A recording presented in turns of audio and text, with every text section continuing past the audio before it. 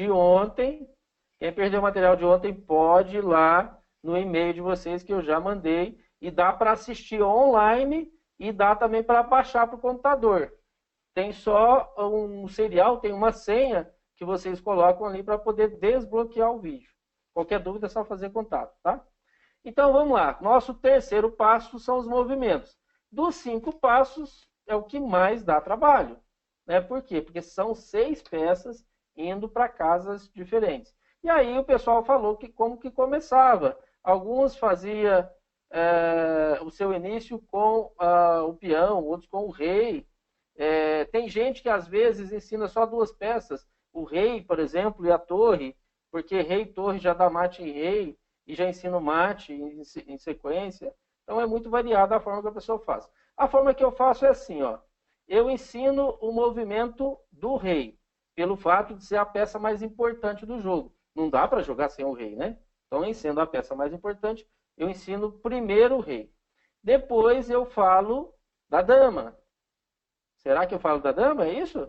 Rei, dama? Tá tudo certo? O Luciano disse que começa com o peão. O problema, Luciano, é assim, ó, em teoria, é sempre bom a gente trabalhar do todo para o particular, ou seja, do geral para a exceção. Como o peão tem muita exceção, por exemplo, o peão anda de um jeito e toma de outro. É a única peça que anda de uma forma e toma de outra. O peão, na casa inicial, ele anda diferente, né? Porque todo peão anda de um em um, na casa inicial, 2. O peão pode coroar. O peão toma passant. Tá vendo? Ele faz muita coisa diferente. Então, você já tem que trabalhar a exceção. Por isso que a gente trabalha a ideia do geral para o particular, né? Do todo para o particular, do geral para a exceção. A gente deixa o peão por último. O cavalo penúltimo. Eu não faço a dama aqui, gente. Eu faço o bispo. E depois a torre. Por que eu faço o bispo e a torre? Ah lá, o Tiago fala que inicia com o rei e as torres. É uma ideia legal. Porque ensinando o movimento de rei e torre, já dá para falar do mate. Já dá para o rei e torre ir para cima do rei para tentar dar mate. Ah, tá. O Luciano falou que tem esse detalhe mesmo, mas ele deixa algumas exceções para depois, como a gente aqui, né? Ó, por que eu falo do bispo e da torre? O bispo e torre dá o movimento de qual peça mesmo? Da dama. Quer dizer, quando eu falar da quarta peça, eu vou precisar falar do movimento? Não.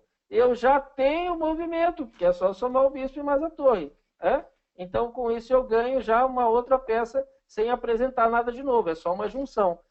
No xadrez de verdade mesmo, eu até coloco uma peça em cima da outra. Eu coloco o bispo em cima da torre, para mostrar que é a junção das duas peças, né? Porque é a cruz e o X.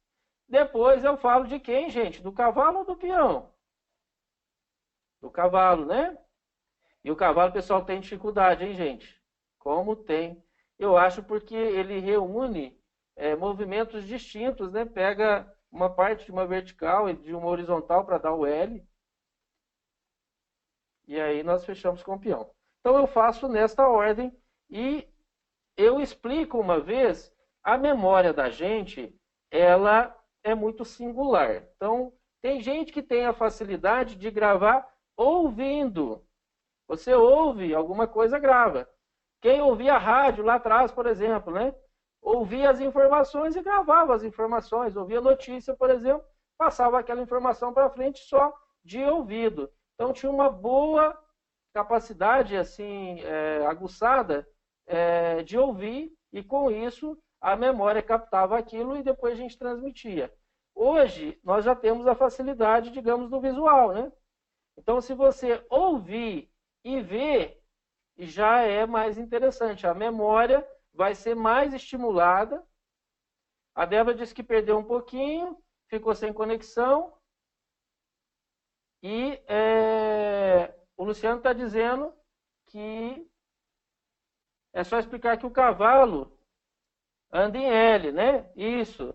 Não, beleza, a gente explica. Mas a questão é que para fazer o L, você faz horizontal e vertical. E por isso que geralmente dá problema. Então, gente, o que eu faço além de falar, eu mostro. Então, por exemplo, vou começar com o rei, eu coloco o rei aqui. Gente, o rei, peça mais importante do jogo, anda de um em um passo para qualquer lado. Vertical, horizontal, diagonal. Tá bom? Voltando aqui sobre a Débora, depois, Débora, né, você ficou sem conexão só um pouco de tempo, mas tem um vídeo também, que o vídeo está completo, você pode pegar ele se perder alguma coisa, tá? Se o computador travar e você precisar reiniciar, tem tudo no vídeo depois.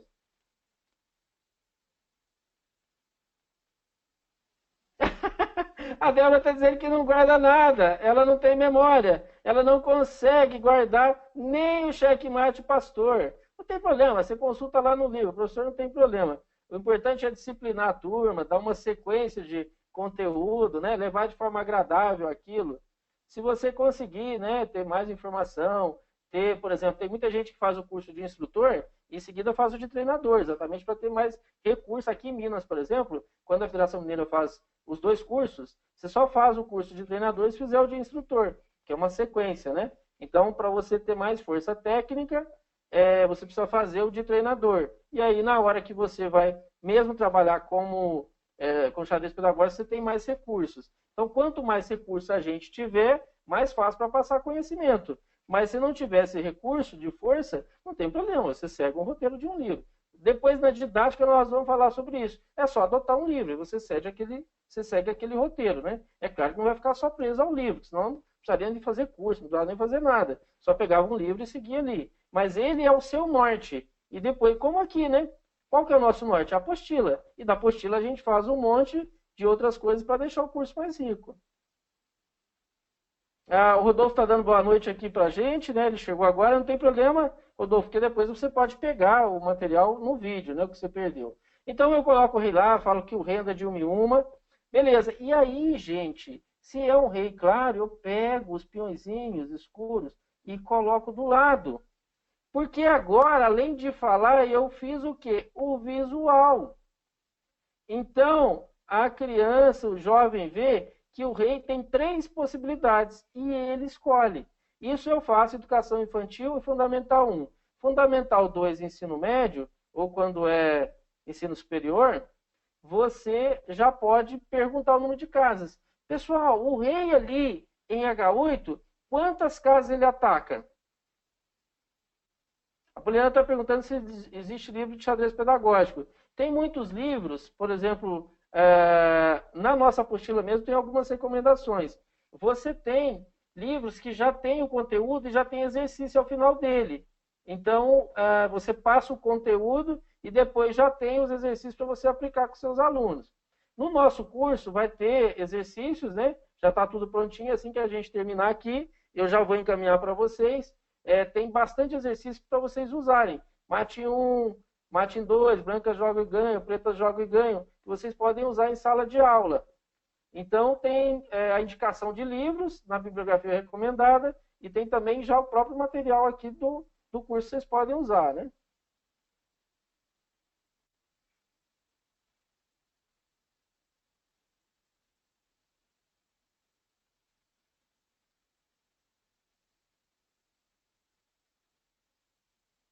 Ah, tá. O Luciano está dizendo para eu ler de novo o comentário dele.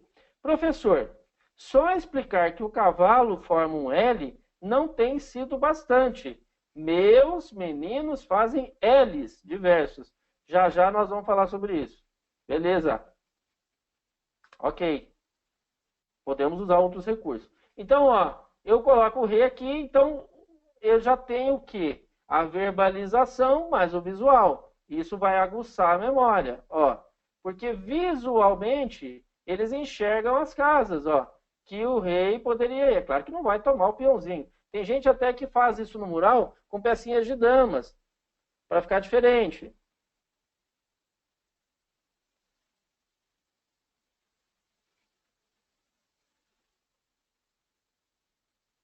Isso, o Mário está perguntando se primeiro explica os movimentos e depois as capturas. Eu coloco a captura como quarto passo, até surgindo do próprio movimento.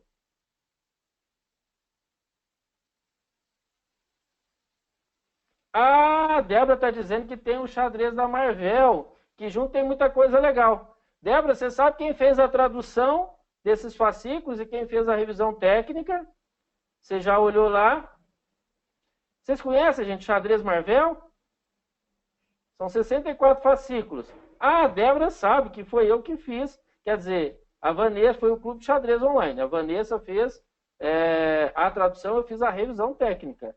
Legal, Débora. Bacana. Isso. Nós aqui no próprio Clube de Xadrez Online, nós vendemos. Inclusive, damos o frete grátis, né? É a mesma coisa que você comprar uma banca ou assinar direto. A gente, acho que está no fascículo 53. Ô, Débora, você já recebeu todos os fascículos? O Igor está dizendo que usa esse recurso de marcar quando está com o cavalo. Isso, porque repete os padrões.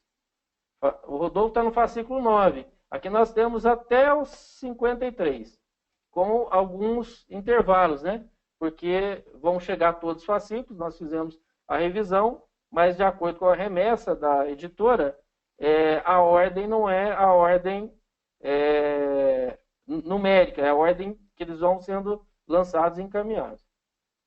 Legal, gente. Então é o seguinte, ó. Por último, eu coloco o rei aqui e, nesse momento, ele já tem um número maior de casas, 8. E com isso, o que, que nós vamos mostrando para o aluno? Toda vez que o rei ou uma outra peça sai do canto, vai para a borda e da borda para o centro, aumenta o raio de ação. Então, no xadrez, nós somos centristas. Nós temos que levar as peças para o centro, né?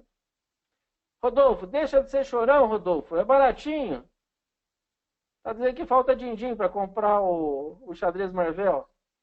Você sabe, ó, não tem classe mais chorona que a classe de professores, né? A Débora que já completou o preto e branco, né? Que eu imagino que seja até o 32. Então, queremos desconto, nós damos desconto. Aqui o Clube de Xadrez, sendo aluno nosso aqui, tem desconto sempre. Damos frete, damos mais desconto, tranquilo. Ô, gente, então é o seguinte, aí a segunda peça, eu faço o bispo. Coloco o bispo aqui, ó, no centro e faço o que com ele? A criança gosta de símbolo. Ao invés de eu falar que o bispo... E eu falava, gente, lá atrás, que eu jogo xadrez há muito tempo, dou aula há muito tempo, eu falava que o bispo andava em forma do X da Xuxa. Eu fui em uma sala de aula, né, de um projeto do SESC e falei X da Xuxa, ninguém conhecia a Xuxa mais. Agora eu falo, anda igual o X do xadrez, que o xadrez, pelo menos é a modalidade que nós estamos passando, as pessoas conhecem, né? Mas foi dureza. Eu já vi que eu estou ficando velho, porque nem a Xuxa mais o pessoal está conhecendo. Até mudou de canal, né? Já está em outro canal agora. E aí, então, pelo fato de andar em forma de um X, então ele une uma perninha da diagonal com outra perninha e dá o X, né? Lembrando sempre que tem um bispo de casa clara e um bispo de casa escura. E o que os alunos adoram fazer? Eles vêm com o bispo, eles dão uma entortada e de repente tem dois bispos na casa clara, ou seja, tem alguma coisa errada, né? Os bispos, cada um na sua casa, ou os dois na casa escura. Vocês podem ver nas partidas de iniciantes, sempre tem um bispo fora de lugar. Legal. Aí agora nós vamos para o 3. E aqui também, gente, dá para fazer um monte de coisa com o bispo. Se eu colocar um bispo aqui, ele anda quantas casas?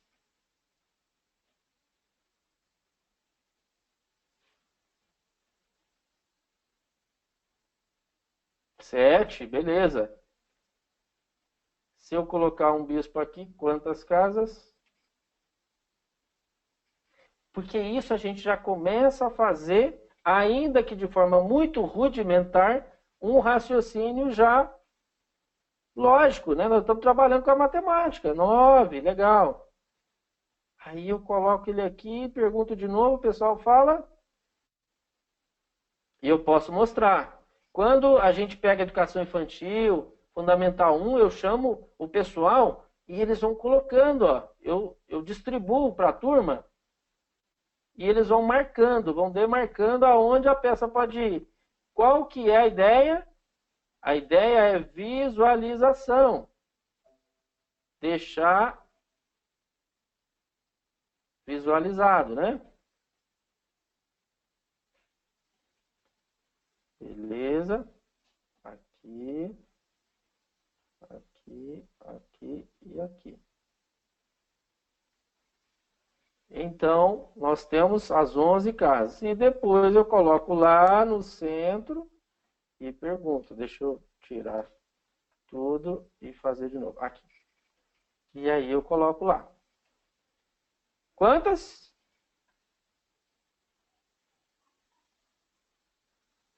Ah, o Lázaro está dizendo algo legal. O Lázaro trabalhou conosco lá no projeto do Sesc de Uberaba.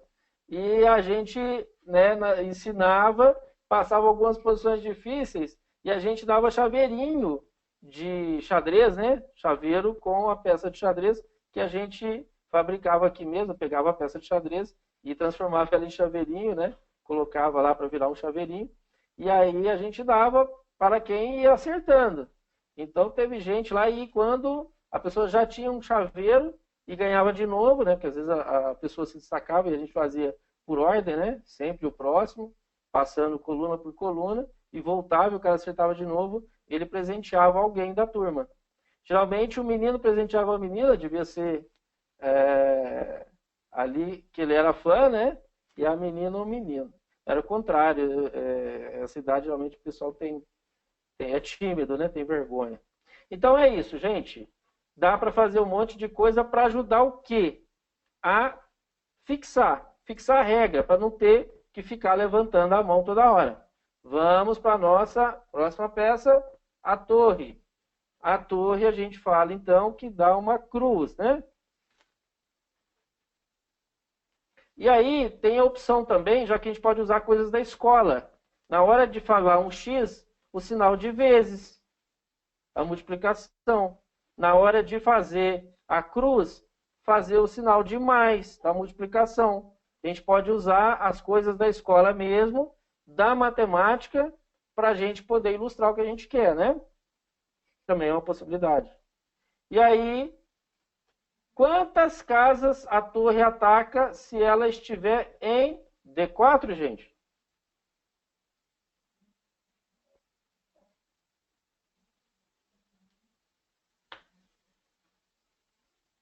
(14). Opa, quem falou 15? Poliana, vai levar um puxão de orelha. Ai, ai, ai, ai, ai. 15? Aonde, menina? 15 é porque você não conta a casa que você tá. Ela já consertou aqui. Ops, 14. É porque a gente não conta a casa que tá, né? A peça não ataca a própria casa, por isso que dá 14. E se eu colocar aqui, gente, quantas? E aí a gente faz a pergunta geral para a turma. O que a torre tem que nenhuma outra peça consegue fazer em termos de ação e de quantidade de casas? A torre ataca sempre a mesma quantidade de casas, independente se estiver no canto, na borda ou no centro. Dá sempre 14. Então, quer dizer, não é necessário eu deixar a torre no centro. É claro que aqui, né, são casas mais nobres, mas ele continua atacando 14. Uma torre aqui, se tiver com essa coluna aberta, sem peões, e tiver com essa fileira aqui também disponível, maravilha, vai atacar 14 e pronto. Então é a única peça que não precisa estar no centro para manter o máximo de raio de ação, que sempre é 14. E aí a gente vem aqui com a dama e fala que a dama faz lá o sinal de mais, a cruz, e o sinal de vezes, o X. Por isso é a peça mais poderosa, porque ataca o maior número de casas. Ok?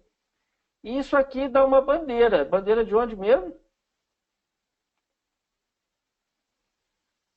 Vamos colocar assim, sem o último lá, para ficar mais fácil. Quando eu pego a cruz e o X, dá uma bandeira. Mais ou menos aí, né? Do Reino Unido. O Mário tá craque, muito bem. Porque é uma cruz e um X, né? A bandeira do Reino Unido. Legal. E aí nós vamos para o cavalo. Aí vai ficar duro. É o que falou aqui o Luciano. A turma faz um monte de L diferente que não é o L que a gente conhece. Então, a gente começa lá dizendo assim, ó, pessoal, vocês conhecem aquela música romântica famosa? Não deve ser no tempo de vocês, porque ela já é antiga. A minha é Guinha Pocotó, vocês lembram? Pocotó, pocotó, pocotó, pocotó. Pois é, o cavalo, ele faz exatamente o pocotó. Pó, có, tó. No tó você vira. Pó, có, tó. No tó você vira de novo. E pode usar o próprio cavalo, né? Cavalô. Cavalo. Vai dar o L também. Opa. Lembrando que vai ser um L, gente, de várias formas. Por quê? Porque pode ser um L deitado. O importante é que dê duas e vire uma. Um, dois e virou.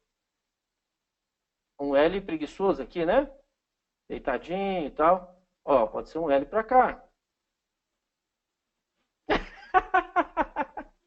Pocotó não, Luciano, não pode. Essa música é horrível, eu já sei. É só para molar vocês, não tem nada de romântica. Mas é porque tem 3 sílabas, né? Pocotó, e no tó vira. E o cavalo, a criança fala, né? Que o cavalo é o pocotó, né? Então, o seguinte, pode falar o cavalô. Isso, uma coisa importante, quando o Lázaro está dizendo, quando está na casa clara, vai para casa clara. Então, ó, tem a questão do L, que é importante falar isso. Tem a questão da casa clara, vai para casa escura. E é sempre 2 vira uma vira 2. E aí vocês podem fazer as atividades. Por exemplo, ó, eu coloco um cavalo aqui. Quantas casas ele tem disponível de movimento? Se for para o cavalo jogar, quantas opções de casas ele tem? Isso, a Poliana já cantou aqui, 2. O Rodolfo também. Tiago, 3? Não, Tiago, só 2. É que ele tem formas variadas de chegar ali, mas o ponto final são só 2. É que o cavalo pode vir por aqui, o cavalo pode vir por aqui, ele chega aqui. O cavalo pode vir por aqui ou por aqui, ele chega aqui. Mas nós estamos querendo saber o ponto final dele, né?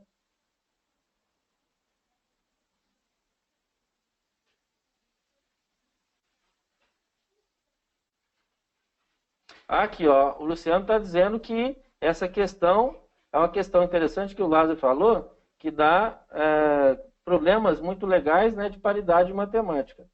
Legal.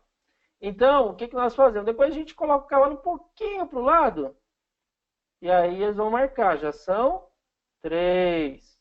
E com isso vai lembrando e visualizando, simbolizando o movimento do cavalo.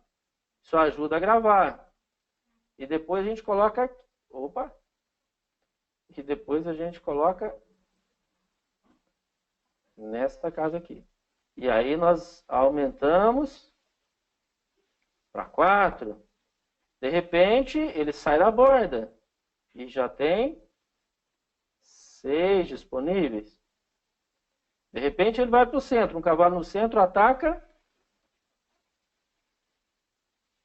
8. Vocês estão ligados mesmo. Muito bem, gente. Bacana. Então é o seguinte. Agora, o que dá para fazer? Vamos imaginar um cavalo atravessando todo o tabuleiro. Ele vai deixando os rastros, né? Ele vai chegar do outro lado. Você coloca um cavalinho lá e pede para a criança atravessar em 4 movimentos apenas. Então, ó, 1, 2, 3, 4. Conseguiu chegar. E ele vai deixando o rastro. Você pode pegar uma peça, cada movimento que você faz, você vai deixando o rastro dele, por onde ele passou, para as outras crianças verem por onde o cavalinho passou.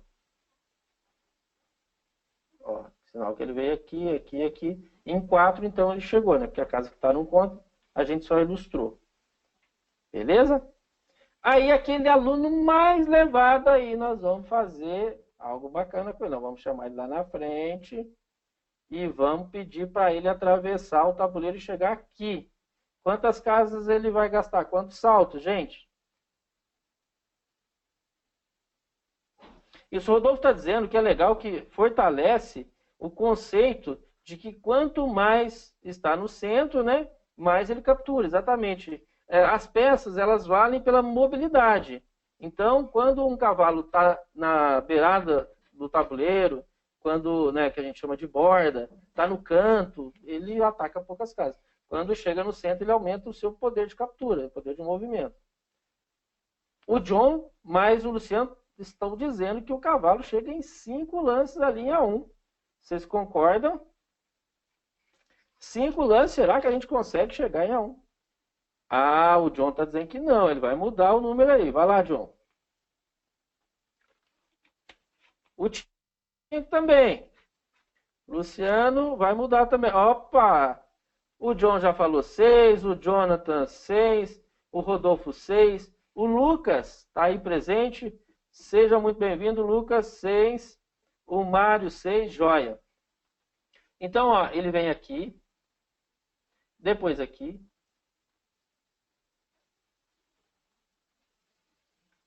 Eu vou deixando o cavalinho para ficar mais fácil, porque aqui online você consegue fazer um monte de coisa, né?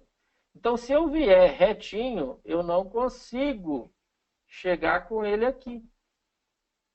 Poderia até passar por aqui para ficar mais retinho ainda, né? Não dá. Porque agora eu só tenho uma possibilidade. Então, nesse momento, eu tenho que vir aqui, aqui, aqui. Ou seja, a criança ela tem que já raciocinar. Porque não dá para ir direto. Vai ter que fazer um outro percurso.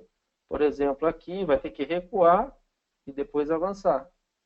Então, dá 6, porque a casa que está não conta, né? 1, 2, 3, 4, 5, 6. Isso dá para fazer daqui para lá, dá para fazer para cá e de lá para cá. Então, já dá para fazer com 4. Quando a gente fez a primeira passagem, dá para fazer de um lado para o outro, daqui para lá, e agora a gente tem aqui para a esquerda e para a direita. Então já dá para fazer 8 só dessa forma, já dá para atender 8 alunos só assim, então reforça muito. Por isso que não tem que correr nas primeiras aulas. E aí está um detalhe. O ideal, quando vocês vão começar o projeto, gente, tem que começar o projeto com material. Porque qual que é o desespero do jovem, da criança que está aprendendo xadrez? É o querer jogar. É a mesma coisa de você colocar uma criança em uma escolinha de futebol e já dar a bola para ela chutar. Então tem os conceitos. Você chegar em uma escolinha de vôlei, eu dei aula num clube, 17 anos, éramos em 6 professores. Então havia o de tênis, havia o de vôlei, havia o de basquete, o de futsal, o de xadrez, a natação. Então, o que acontecia? Tem os fundamentos. Então, primeiro a gente aprende e depois a gente joga. Então, esse desespero de querer jogar, e alguns às vezes até já sabem jogar, quando você deixa o material na carteira. Então, já coloca, se você tem 30 alunos, se tem 30 jogos, na carteira de cada um você coloca um tabuleiro e um jogo. Tudo que você for fazendo lá na lousa, né, que é o nosso mural didático, lá na frente, as escolas, eu já fiz também em várias escolas com o Data Show, também dá para fazer, fica legal essas primeiras aulas, né, porque já tem até um material pronto.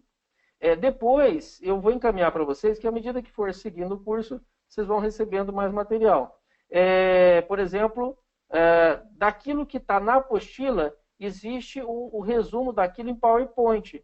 Uma hora vocês quiserem fazer uma apresentação, aí já está prontinho. Vocês não vão precisar passar para PowerPoint. Eu já tenho os resuminhos, né? Então, por exemplo, tem um cavalo. Aí tem ele já ilustrando ali o movimento. Eu vou encaminhar depois, dá para passar na sala de aula, ou se vocês forem ensinar outros professores, né? Ou for dar uma palestra de xadrez numa outra escola, ou para secretaria de ensino, numa outra cidade, já está prontinho. Vocês não vão precisar fazer o trabalho de novo, né? É difícil é fazer a primeira vez, né? Porque tem que fazer aquele monte de slide e tal, e já está tudo prontinho. Isso eu vou encaminhando ao longo do curso, tá bom? Então, o que acontece? Esses slides, eles ajudam a ilustrar ali, ou dá para fazer com o próprio mural, e eles vão repetindo na carteira, e isso tira aquela ansiedade de querer jogar. Que hora que eu vou jogar, professor? Que hora que eu vou jogar? É que ele está tateando, ele está pegando as peças e está jogando. Claro que não jogando uma partida de verdade, mas já está brincando. já está construindo o lúdico ali, ele já está se divertindo. E ele faz aula o quê? Que isso é que é importante na aula. Tem que ter a participação de todo mundo, mas tem que ter a participação do aluno em relação à atividade que você está fazendo. E isso é o que torna a aula bacana, agradável, todo mundo participando. Como o nosso curso, né? Ontem foi muito legal, por quê? Todo mundo participou, deu ideias e tal. Então, se você deixar lá o material, desde o primeiro contato, você chega na sala de aula, se apresenta e já deixa em cada um ali tabuleiro e peça. E aí eles vão construindo aquela atividade junto com você. Fica uma aula muito tranquila, não tem conversa paralela, fica muito bom.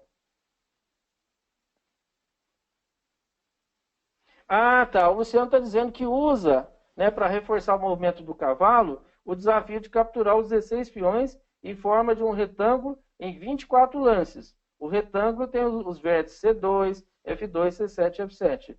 Legal. Não conheço, esse não. Eu conheço uma brincadeira do cavalo papa-capim, que tem uma configuração que você tem que ir tomando, mas não de tomar todos os peões. A gente chama de papa-capim, é como se fosse os jogos laterais, né, os jogos pré-enxadrísticos. Ao invés de já jogar informação direta, você faz outras atividades paralelas até a criança amadurecer para poder aprender o xadrez no seu todo. A Poliana também tem um comentário aqui, ó. Isso, Poliana, ela fala que nos anos iniciais eles ficam muito ansiosos, né? E aí ela adota os jogos laterais, porque eles querem jogar, e ela usa os jogos laterais, e isso tem já acalmado os alunos. Isso, Débora, em geral, é isso que eu ia falar, em geral você não tem para cada um, mas,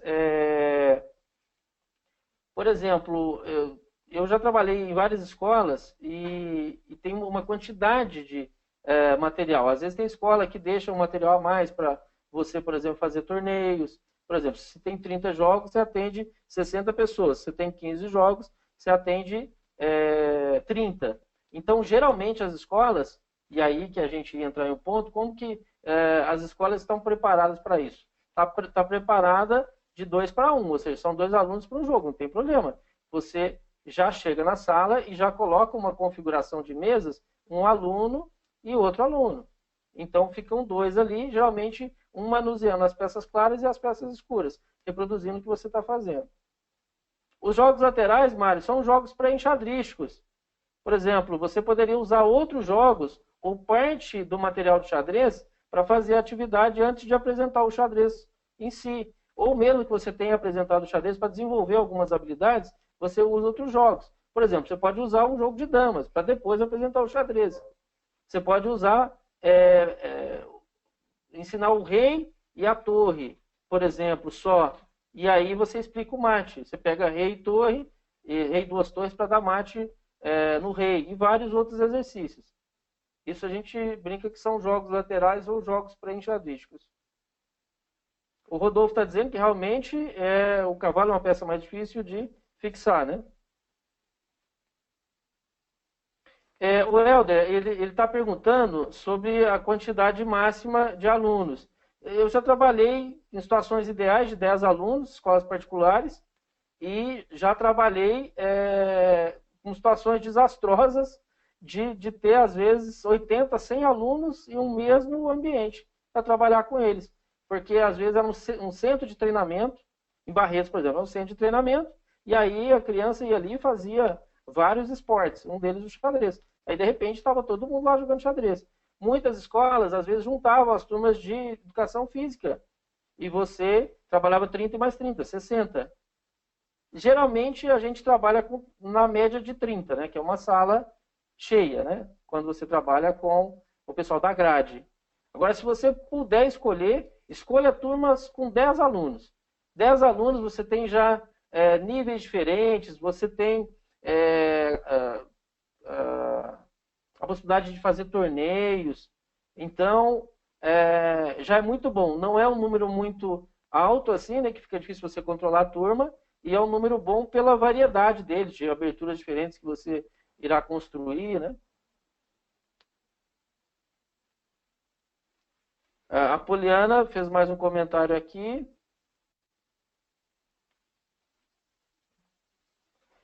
O Helder está dizendo que depende muito a idade dos alunos. Eu concordo, eu já tive turma da educação infantil com 34 alunos bebedouro. Difícil. Né? Você pega criança de 5, 6 anos ali. 34 era divertido. Eu rolava com os alunos no chão, para vocês terem ideia. Era muito divertido. Era a minha aula e depois eu ia seguindo o dia ali e as aulas da tarde eu atendia alunos até, porque era uma faculdade, né, que tinha também o colégio ali, e atendia até gente da, do ensino superior, né? Então, de manhã era uma festa, eu rolava com os alunos ali, e à tarde era uma aula um pouco mais séria, né?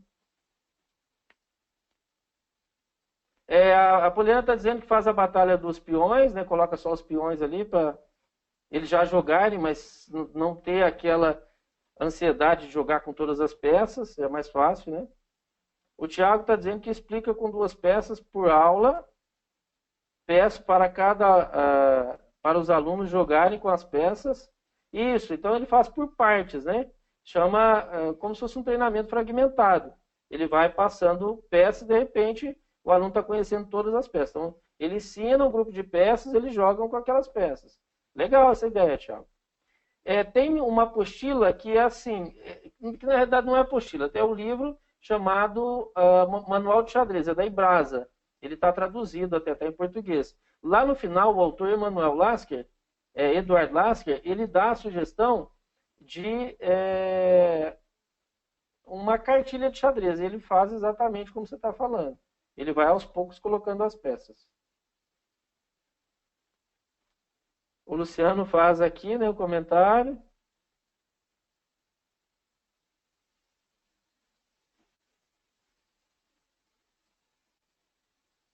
Joia, beleza. O Rodolfo está dizendo.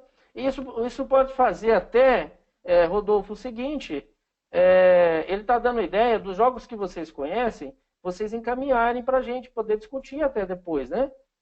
Então, nesse e-mail mesmo que eu mando, que é o e-mail do grupo, se vocês derem responder a todos os e-mails estão cadastrados ali, ok? E lá no Facebook também, né? Vocês podem digitar lá.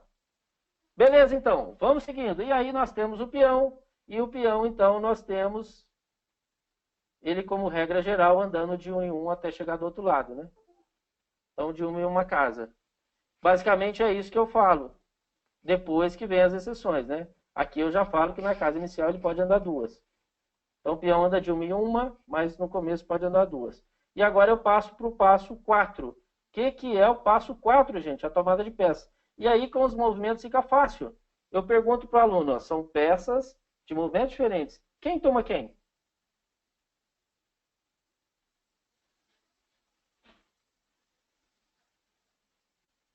Isso, e o Rodolfo, valeu demais a ideia. Então, ó, a ideia do Rodolfo é que desses jogos que vocês conhecem, vocês encaminharem para a gente, né, para todo mundo conhecer. Isso, então, ó, se a torre anda na vertical, como nós aprendemos, e na horizontal, dando a cruz ou o sinal de mais, poderia tomar. E aí que vem a dúvida, gente, que vem do jogo de damas. Como o jogo de damas a gente pula a peça e fica na frente, muita gente toma esse bispo aqui. E a explicação é exatamente pelo fato de ter o jogo de damas, essa característica, né? Que muita gente conhece o jogo de damas. A tomada, você tira a peça, mas fica na frente. Então, como que a gente acaba com isso no xadrez? No xadrez, a gente fala que a tomada é simples. A tomada é feita por substituição. Eu arranco, eu tiro, elimino a peça da casa e coloco a minha lá. Então, evita esse negócio de, pode pular e ficar na frente. Não pode, isso é do jogo de damas. Muitos alunos fazem isso, né? Eles pulam e ficam na frente. Aí vocês colocam agora um bispo e colocam uma torre. Quem toma quem? Aí, respeitando o momento da peça e a questão da captura, a gente toma de acordo com o que a peça anda, a gente vai captura aqui. Aí você pega mais duas peças diferentes. Um cavalo e uma dama. Quem toma quem? Aí o cavalo que faz o L, vem, opa, captura a daminha aqui. Aí vocês colocam diferente. Quem toma quem? Aí a dama vem, opa, captura. Beleza? E agora um rei e um peão. Quem toma quem aqui só pode ser o rei, né? Já que o peão não toma desse jeito.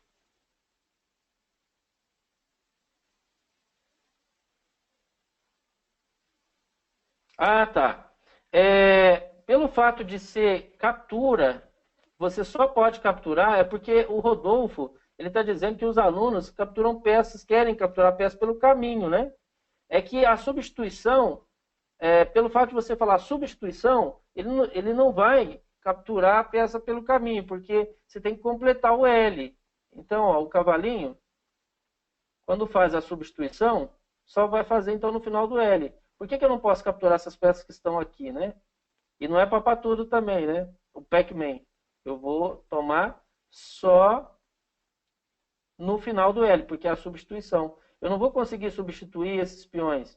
Posso até passar por cima deles, mas não vou ficar com eles. Ok?